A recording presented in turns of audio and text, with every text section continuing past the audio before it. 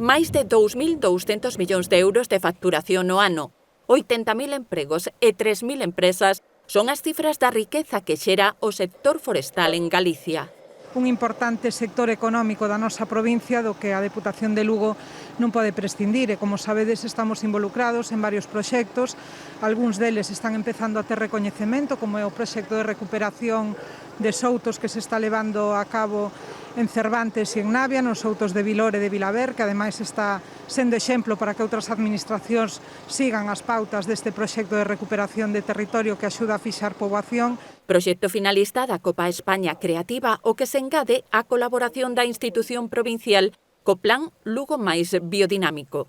Tamén unha aposta definitiva polo impulso do sector da madeira, un sector que ademais ten que facer e estar presente en todo ese proceso de transformación.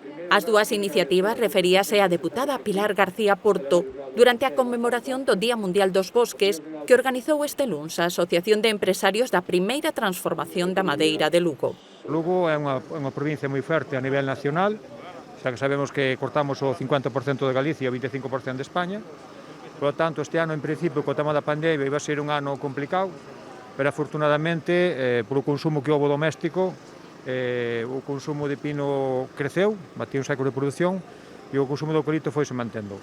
O acto que presidiu o conselleiro de Medio Rural celebrouse baixo o lema a pé de monte xerando valor nun posto feito de madeira galega de primeira calidade instalado na Praza Maior.